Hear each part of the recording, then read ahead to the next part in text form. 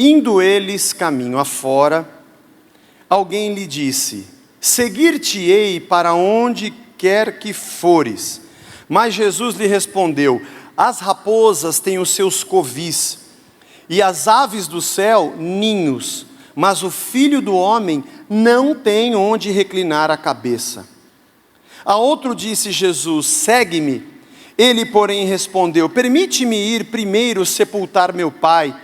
Mas Jesus insistiu: deixa os mortos os sepultar os seus próprios mortos. Tu, porém, vai e prega o reino de Deus. Outro lhe disse: seguir-te-ei, Senhor, mas deixa-me primeiro despedir-me dos da casa. Mas Jesus lhe replicou: ninguém que, tendo posto a mão no arado, olha para trás, é apto para o reino de Deus. Jesus, nesse capítulo 15, acho que Lucas, quando escreveu, obviamente todo escritor dos evangelhos tinha uma linha mestre de pensamento, e os seus relatos vão se encaixando. É interessante você ver a sequência, que às vezes os fatos em cada evangelho, eles não estão na mesma sequência.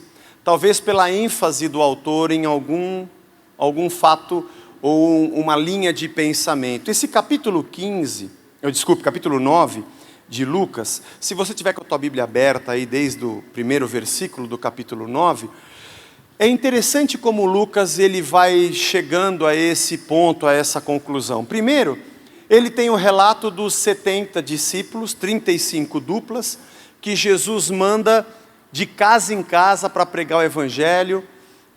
Eles voltam com o relato dizendo que viram Satanás cair do céu, pessoas foram curadas, eles viram a manifestação do reino.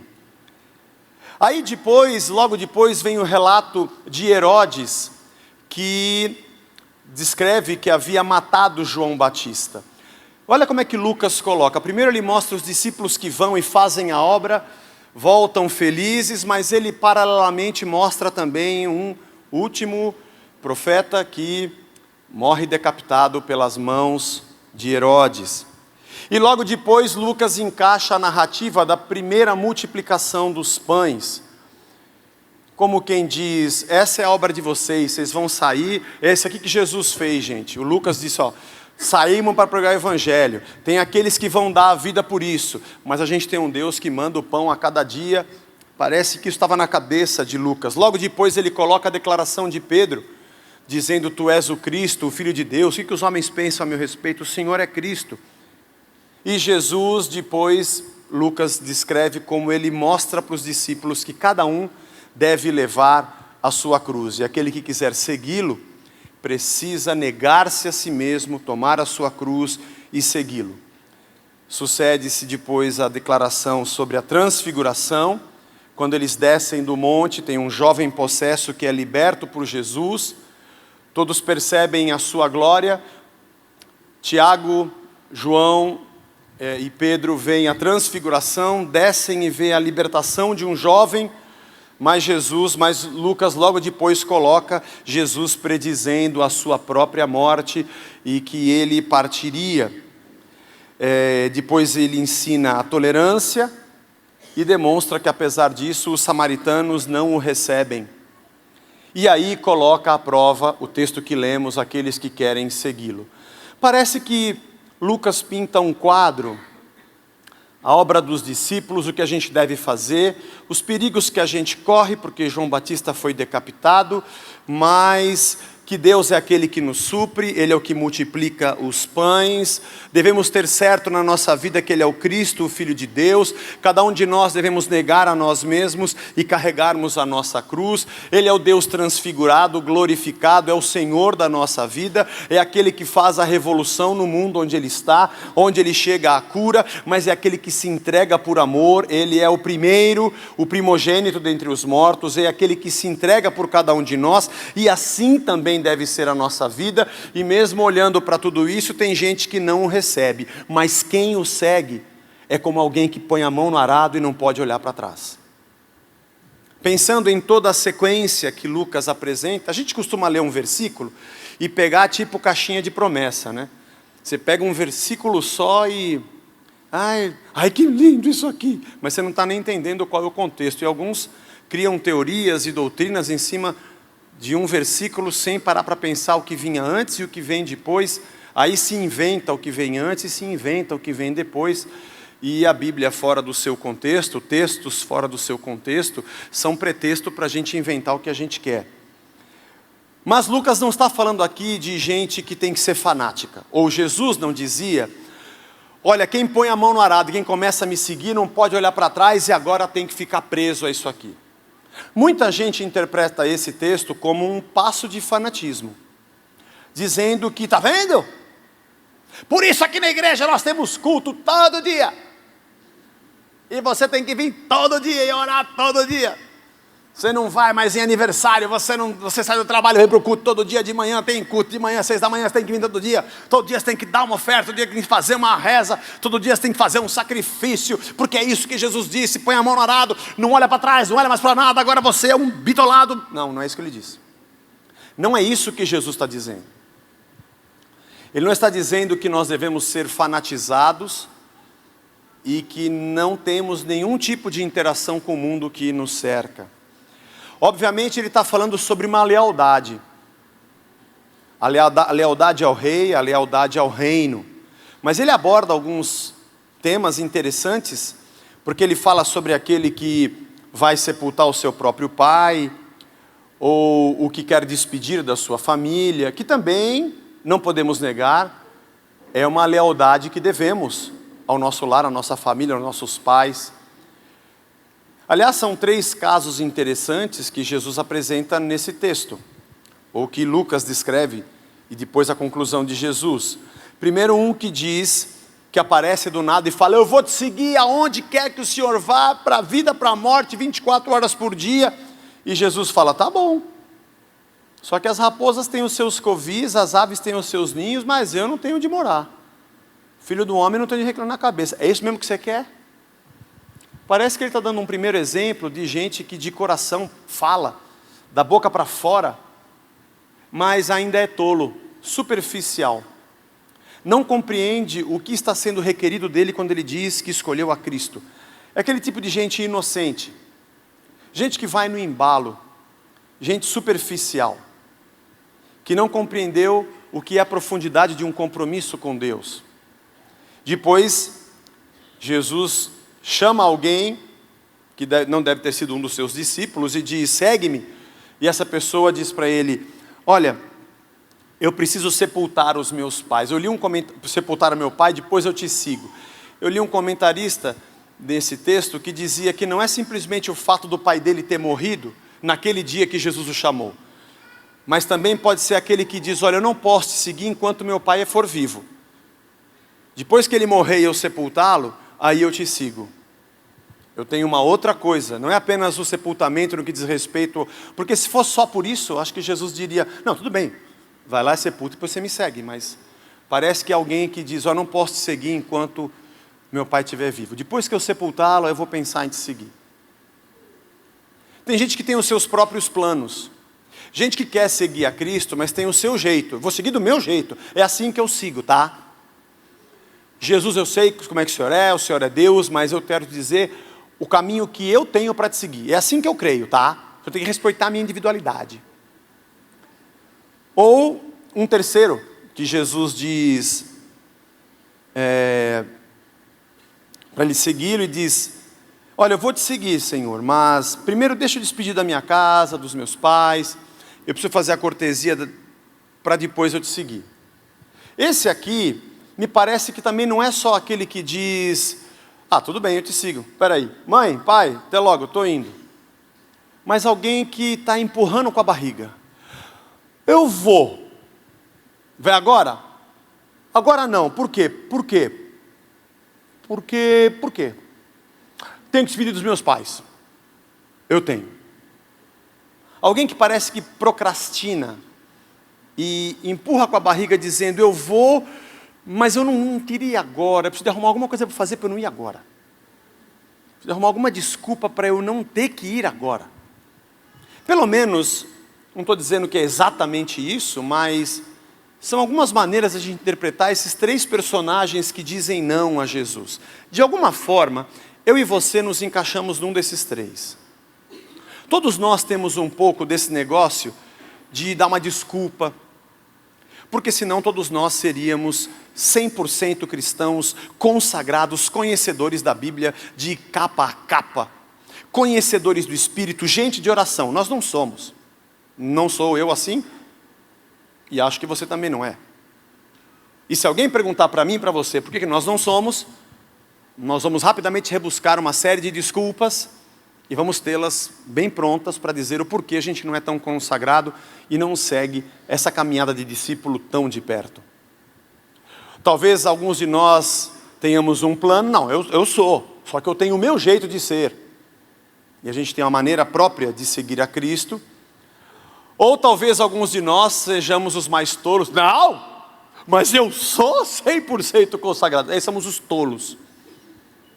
Esses são os mais inocentes, que não sabem o que dizem e não sabem o que é, não sabemos o que é uma verdadeira consagração.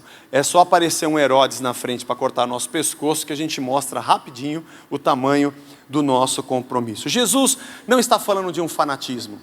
Ele não está dizendo a respeito de gente que vai ficar como Carola o dia inteiro enfiado dentro da igreja, apesar de muitos interpretarem assim. Ele está falando qual lealdade eu vou optar diante de outras lealdades que me são requeridas. Ele está falando sobre a prioridade da vida do discípulo. Ele está falando sobre a primeira escolha e a razão da vida. Foi o próprio Jesus que disse: aonde estiver o vosso tesouro, ali também estará o seu coração. Há um ditado interessante que diz que quem quer arruma um jeito e quem não quer arruma uma desculpa. Nós somos meio assim. A gente tem uma maneira, a distância adequada, mantemos uma distância adequada do reino, se é que podemos dizer que isso é possível, de acordo com a nossa vontade. A gente tem a nossa maneira de ler a palavra, de orar, nossa maneira de manter a comunhão na igreja, de ensino, de aprendizado. Ninguém quer ter alguém que mande. Há uma coisa interessante na sociedade hoje, é que a gente não procura mestres, nós procuramos referências. Jesus é um mestre, não é uma referência. Ele é o Senhor do comando. Não é alguém que eu admiro e digo, hoje eu vou fazer como ele faz, amanhã eu faço como aquele outro faz. Achei legal o que aquele cara fez, vou fazer como ele. Não é mais uma das referências que temos. Ele é o mestre, ele é o Senhor da nossa vida. A escolha de termos a Jesus como nosso Senhor é uma escolha de entrega. Apesar do pronome possessivo ser nosso, parece que é uma possessividade, ele é o meu Deus. A verdade é que quando você o escolheu para ser o seu Deus, você passou a ser servo dele. É você que pertence a ele. Esse compromisso, ele diz respeito a tudo que fazemos e tudo que pensamos. A consciência de que a nossa vida não seria a mesma sem ele. E a nossa vida pertence a ele. Jesus está querendo dizer que nem todas as pessoas dão prioridade a uma vida de discípulo. Não estou falando de fanatismo. Estou falando de uma vida de discípulo. A tua maneira de servir a Deus, as atividades que você mantém no teu crescimento, no teu desenvolvimento da comunhão com o Senhor, ela não determina diretamente quem você é, como servo. Pode ser que sim. Ou pode ser que você faça oração, ou frequente a igreja, ou leia a palavra, porque você acha que é obrigação. Não necessariamente as suas atividades com relação à sua vida espiritual e às suas práticas e disciplinas de buscar a Deus vão dizer respeito sobre quem você é mesmo. Porque pode ser que a gente faça isso meio hipocritamente. Mas uma coisa é verdade. O contrário é verdadeiro. Quem nós somos de verdade vai ser demonstrado nas coisas que fazemos. O contrário se aplica. É a minha verdadeira devoção a Deus que vai impulsionar tudo o que eu faço. Jesus fala sobre o reino de Deus em primeiro lugar. buscar em primeiro lugar o reino, as outras coisas serão acrescentadas. Também quer dizer que quando está ajustado,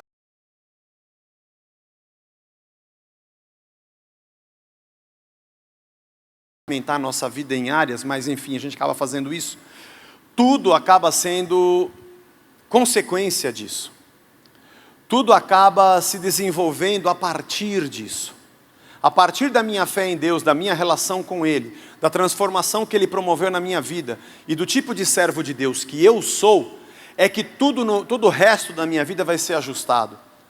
Meus relacionamentos, meu trabalho, a maneira que eu me relaciono com os meus filhos, meu casamento, tudo se encaixa a partir do fato de que eu sou dele e de que Ele habita em mim e de que como um verdadeiro discípulo eu caminho com Ele.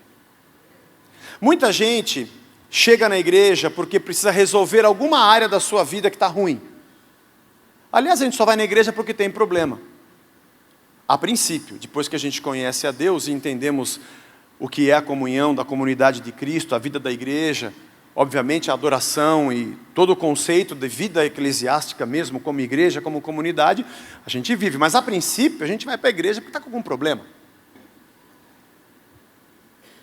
Não existe uma panaceia, um remédio automático. Qual é o seu problema? Entra naquela fila de oração. Qual é o seu? Esse aqui é especialista nisso. Esse aqui...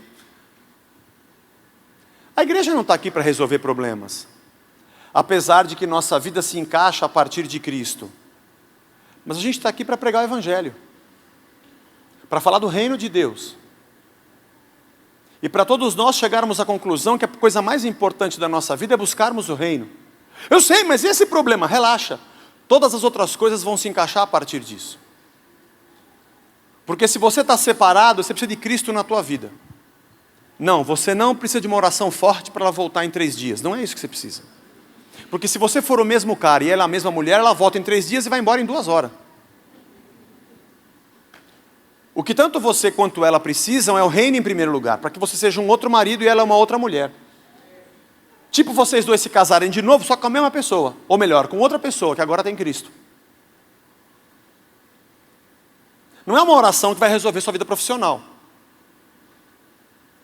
Talvez até, num caso específico de uma situação em que Deus precisa interferir.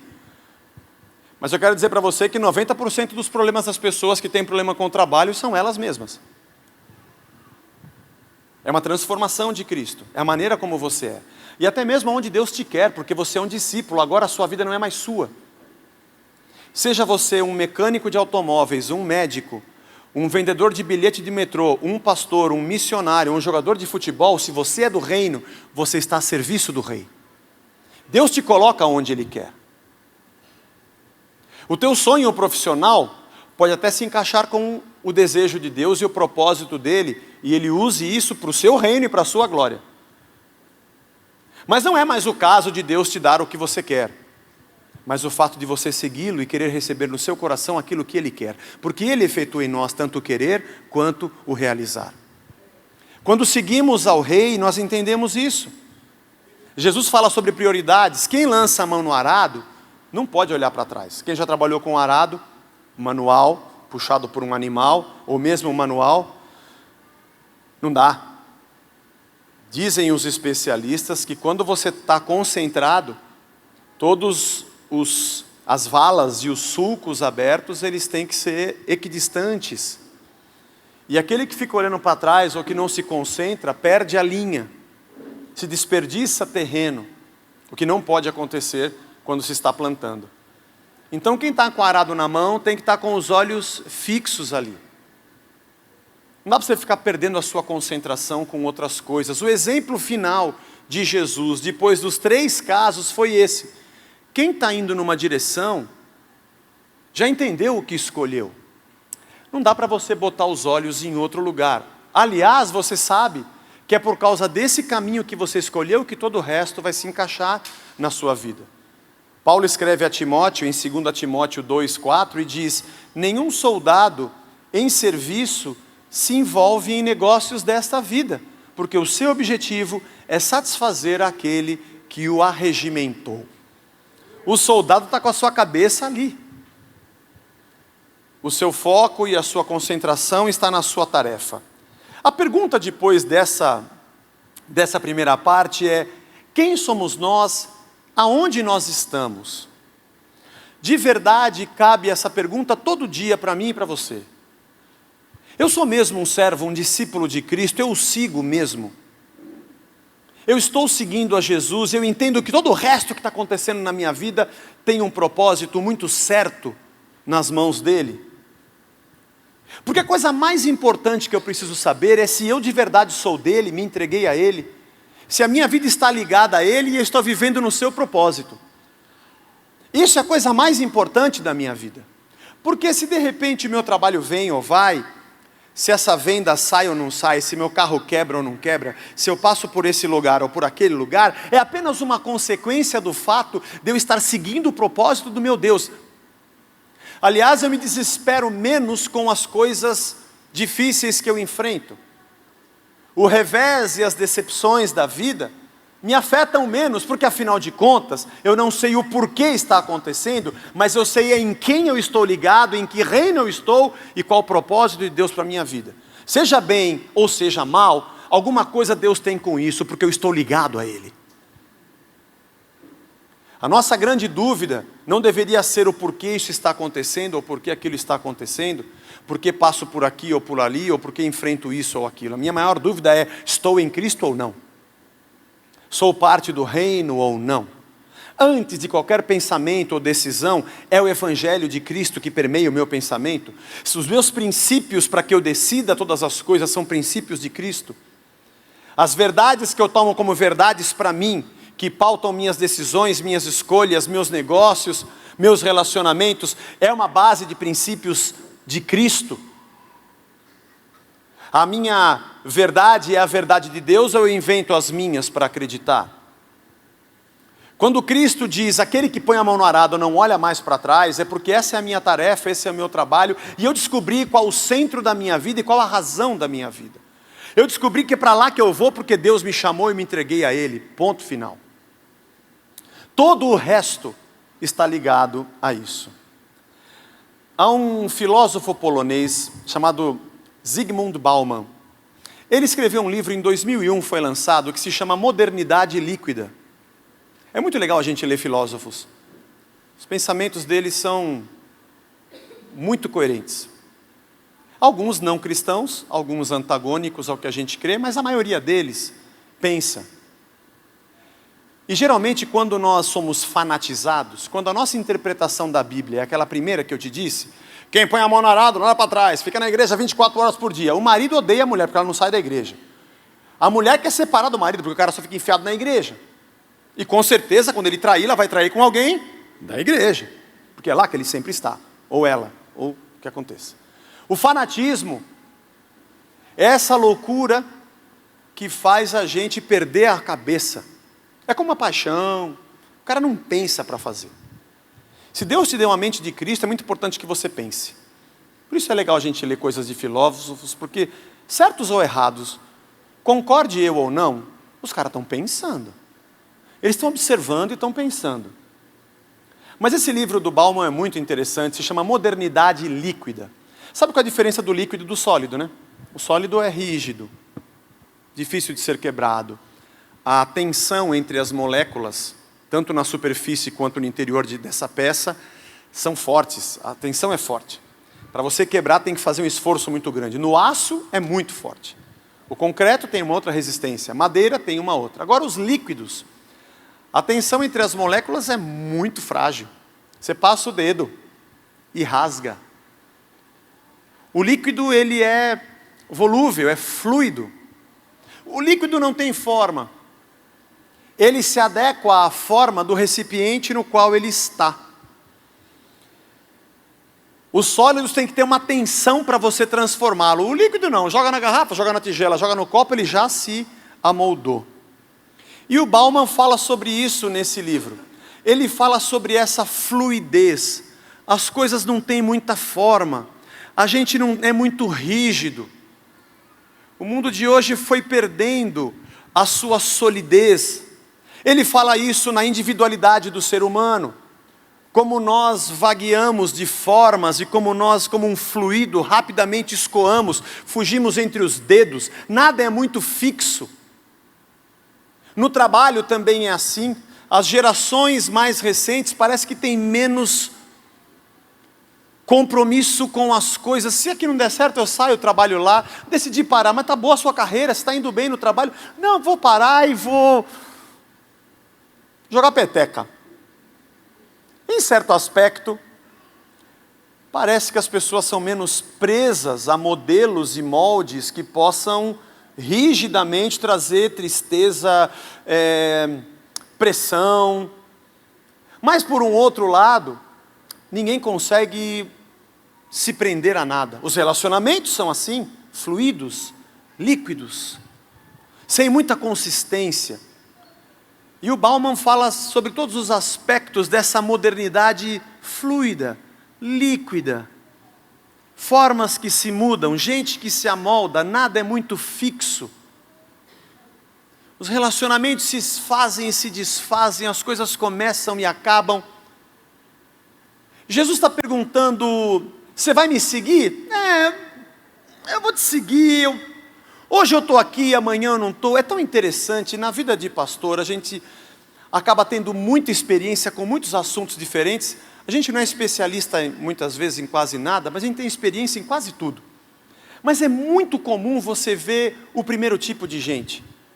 Vou te seguir, eu estou com tudo até morrer. Mas eu não tenho onde ficar, não, então eu não sei se eu vou ficar. Eu não tenho onde dormir, então... O famoso fogo de palha. É interessante. O mundo que a gente vive hoje, a nossa realidade evangélica no Brasil, é bastante pertinente esse pensamento. O que a gente mais tem hoje é gente que vai de igreja para igreja, de religião para religião, tentando se amoldar, tentando se encontrar, tentando achar um recipiente que tenha uma forma que ele goste, e a individualidade das pessoas, a sua vida cristã, a transformação individual de cada um não existe. Não há uma forma de Cristo. Nós procuramos uma forma, nós não temos um mestre, queremos uma referência.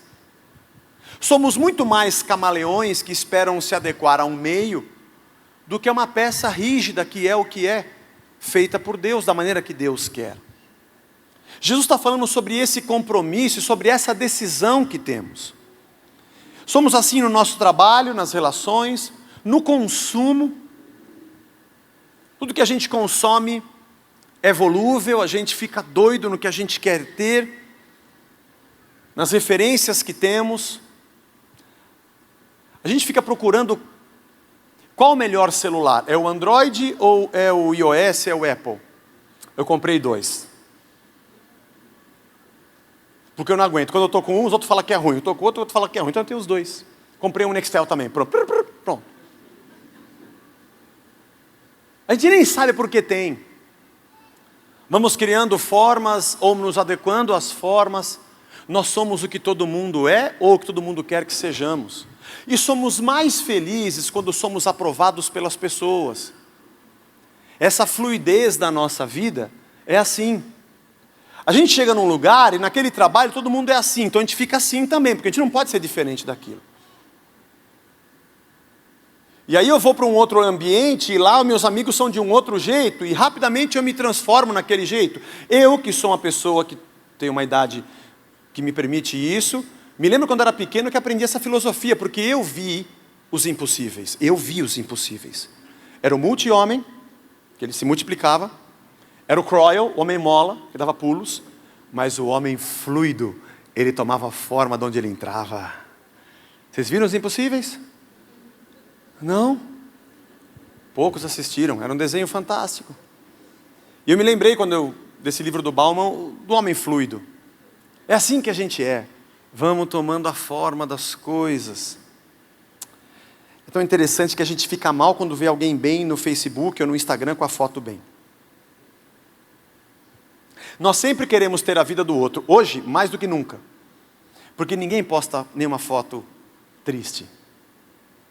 Mas agora no Natal, ele está com aquela pessoa, eles estão juntos. Aí o que você faz?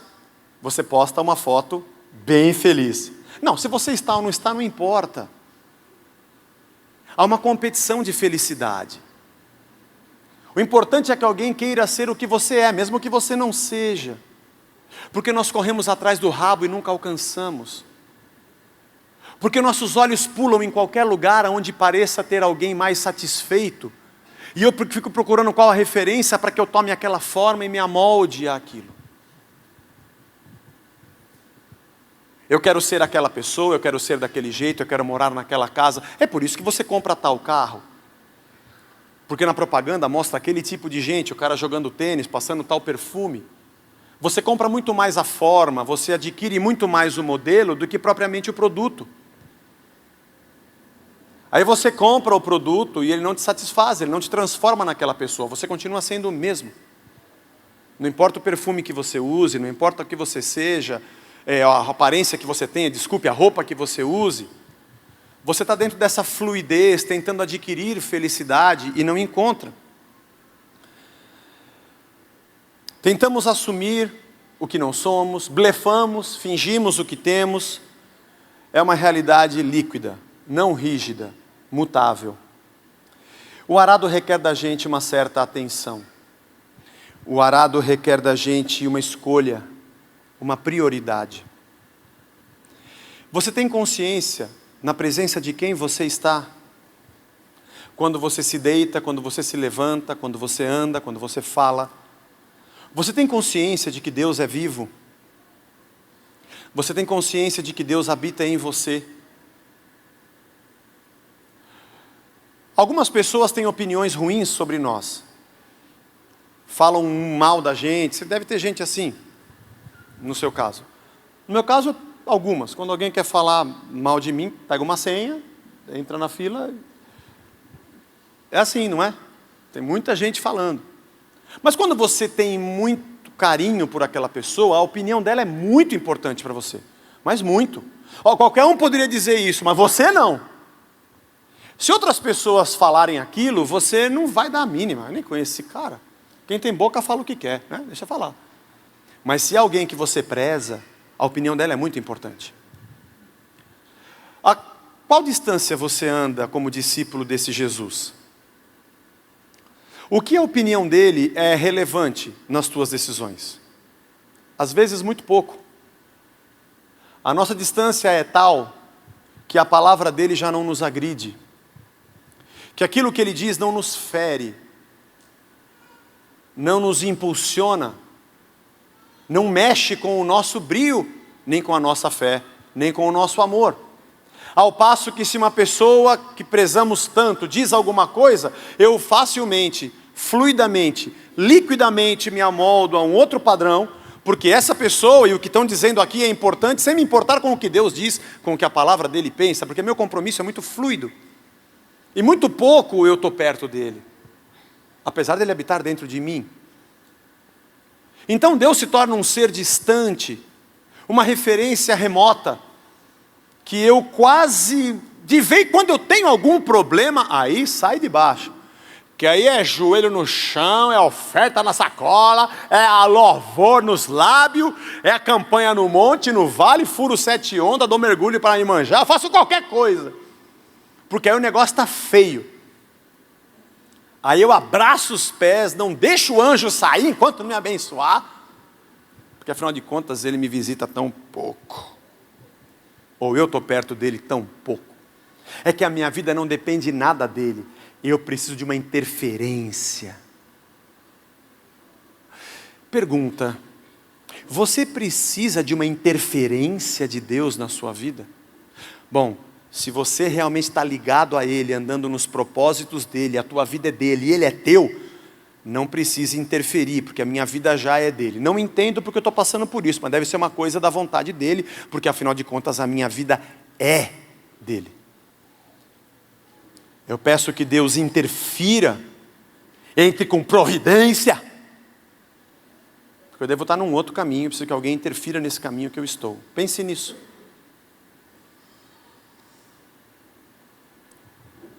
Eu não preciso deixar de ser o que eu sou, não é uma questão de fanatismo, para que eu ande com Cristo. Não, não é isso que Jesus está dizendo. Mas uma coisa é verdade, porque eu sou de Cristo e vivo no reino, isso muda todo o jeito que eu sou. Exemplo. Você está querendo dizer que eu tenho que vir na igreja todo dia? Todo dia tem que estar na igreja, todo dia tem que estar orando? Eu não posso mais ir na praia surfar? Não, imagina. Se você tem um compromisso com Cristo, não quer dizer que você não possa surfar. Mas uma coisa é verdade. Se você tem um compromisso com Cristo, a maneira como você vai levar o teu surf vai ser diferente de como você levaria se você não tivesse. Isso é uma verdade. Quer dizer que porque eu estou na igreja eu não posso sair para andar de skate? Claro que pode. Curte é doidado. Mas uma coisa é verdade. Se você tem um compromisso de verdade com Cristo, o jeito que você anda de skate não vai ser igual ao que você andava sem Ele.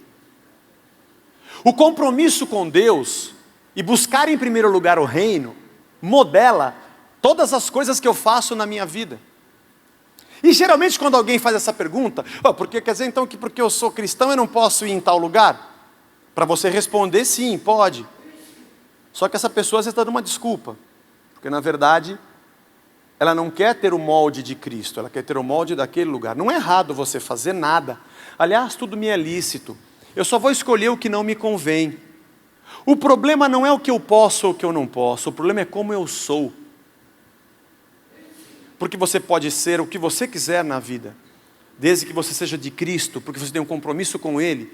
Tudo que você fizer vai ser do jeito que Deus quer. Você não é proibido de namorar, mas se você tiver um compromisso com Cristo, se você não tiver, não tem problema, mas se você tiver, a maneira de você se relacionar vai ser de um servo. Você pode viajar. A única coisa é que se você tiver um compromisso com Cristo, o que vai acontecer e como você vai encarar cada viagem sua, vai ser de um servo. Não é errado você consumir numa sociedade de consumo. Não é errado. Mas se você tiver um compromisso com Cristo, a maneira como você consome vai ser diferente. Não é errado você ser rico. Não é problema você ter dinheiro, imagina. Mas se você tiver um compromisso com Cristo, a maneira como você se relaciona com o dinheiro vai ser diferente. Não vai ser uma doença. Aliás, a tua mão está no arado. Nada te seduz. Nada te rouba. Você está andando no reino e não fica toda hora botando os olhos nos outros para saber onde será que eu seria mais feliz. Me parece que gente que fluidamente toma outras opções é porque esteve, entre aspas, na igreja, não no reino, enquanto não apareceu uma coisa melhor. Porque quando apareceu uma coisa melhor, ela rapidamente trocou, fluidamente se amoldou. Com muito pouca atenção, ela foi desligada da onde estava. Mas isso que eu estou falando, irmãos, não serve para todo mundo. Isso que eu estou dizendo só serve para as pessoas que querem um compromisso com Jesus. Para as outras isso não importa, você pode ser como você quiser. O que Jesus está dizendo é que aqueles que querem segui-lo e colocaram a mão no arado, devem compreender bem que João Batista pode ser que morra com a cabeça decapitada, que Jesus não tem onde colocar a sua cabeça, que vai ter dia que não vai ter pão, e você só vai ter o pão porque Ele multiplicou. Não vai ter de sobra para você saber que você depende dEle. Não vai faltar para você saber que Ele te alimenta. Mas você vai viver com Ele, na dependência dEle. As tuas seguranças não estarão escritas num papel ou dentro de uma conta bancária, mas estarão nas mãos de Deus. Porque você depende dEle. Jesus quer pessoas que coloquem o seu coração integralmente em suas mãos. Esse é o último domingo do ano. E eu pensei que talvez na virada do ano nós não tivéssemos a igreja toda. Então eu decidi pregar essa mensagem hoje. Nós estamos olhando para trás de uma certa forma, olhando um ano que se foi e que passou, projetando coisas que a gente deseja para o ano que vem. Isso é natural, todo mundo faz seus planos no mês de dezembro. Mas nunca se esqueça que a tua vida, você está com as mãos no arado. Se de verdade está com as tuas mãos no arado e você é dele, o que foi veio dele e o que virá, virá dele. E cada dia você vai trabalhar para que esse teu relacionamento com Deus seja mais fortalecido, menos líquido, menos fluido. que você não escorra. Tem gente que escorre, é impossível prendê-la. Se tiver um furinho, ele vaza. É interessante isso. Não consegue se firmar em coisa alguma. E acha que sempre um outro molde pode trazer o que ele precisa.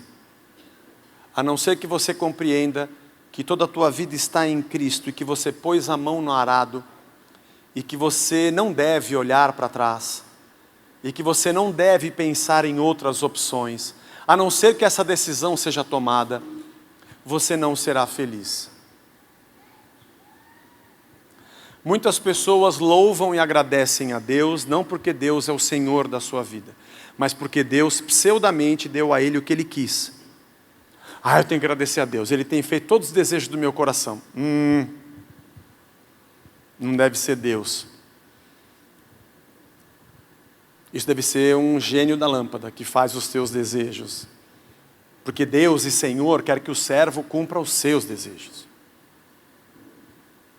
Cuidado, não é que Deus não nos abençoe, não nos socorra e não nos alegre o coração com os seus feitos. Sim, Ele faz isso, mas não é por isso apenas que eu o sigo. Porque muitas vezes na minha vida e na sua não aconteceu do jeito que a gente quis, nem o que a gente queria, nem como a gente esperava, mas depois percebemos que era um caminho de Deus. Porque o nosso coração é enganoso e desesperadamente corrupto. Quem põe a mão no arado não pode olhar para trás. Precisa perceber que o reino de Deus é uma verdade. Uma pessoa que tem escassez, ela tem uma angústia. Ela precisa e não encontra. Pode ser até que ela tenha dinheiro. Esses filmes que falam sobre o fim do mundo, um dia depois do amanhã, em que todo mundo sai correndo, Mad Max, onde é que tem comida, os caras se matam, né, porque tudo acabou, o mundo acabou. O cara tem dinheiro, mas o dinheiro não vale mais nada. Para que eu quero dinheiro? Joga fora esse dinheiro, eu quero a comida, eu quero a lata de feijão. Os valores mudaram. O problema de hoje é o seguinte, não é que você vai na prateleira e não tem o que você quer. É que você chega na prateleira e tem muito, de vários tipos, e aí você não sabe o que você quer. E sempre tem alguém com, esse aqui é o bom, essa vida é a boa, olha a minha foto no Face, olha, e você está desesperado. E um pouco da nossa fluidez é porque são tantas opções que a gente não consegue saber o que eu faço para ser feliz. E Jesus deu uma receita. Mais solidez na tua vida. Você pôs a mão no arado? Para de olhar para trás. Minha mãe sempre diz assim, você vê as vitrines para comprar, depois que compra não olha mais. Porque você vai achar uma mais barata, vai ficar com raiva. Comprou, vai embora. Ela sempre fala isso. Não procura mais. Agora você já decidiu. Porque pode ter uma coisa melhor lá e você não viu. No caso do reino não é bem assim. Com certeza você não vai achar nada melhor. Em nenhum outro lugar. A não ser em Cristo. Porque na plenitude dos tempos, Deus fez convergir nele todas as coisas, quer no céu, na terra, debaixo da terra, tudo que existe está nas mãos dele. Ele é o Senhor da vida. Ele é o princípio e o fim. Ele é o centro da nossa existência. Ele é o caminho, a verdade e a vida. Não duvide disso. Quando você colocou a tua mão no arado, você tomou a decisão mais importante da sua vida. Quando você disse que ia buscar o reino, você tomou uma decisão para todas as outras coisas na tua vida. Porque todo o resto vai agora depender disso. Você pode ser qualquer coisa, se qualquer coisa a partir de Cristo. Você não pode ser nada, e nunca será nada, se isso não partir da vontade de Deus. Volto a dizer que isso não serve para todos. Isso só serve para aqueles que disseram, eu pus a minha mão no arado, e eu vou andar com Jesus. Que Deus nos abençoe no ano que entra.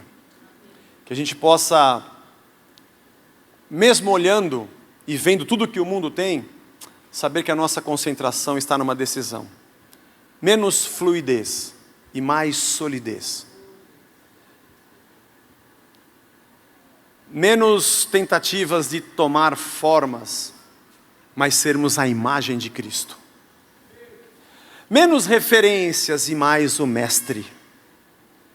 Olhando para o autor e consumador da nossa fé, onde está a vida e onde nós estamos escondidos, diz Paulo. Quando ele se manifestar, nossa vida também se manifestará. E vivendo todos os dias um eterno aprendizado, como um discípulo do seu Mestre, próximo, perto, olhando para o autor e consumador da nossa fé, todas as outras coisas nos serão acrescentadas. Amém, amém, amém, amém, amém, amém.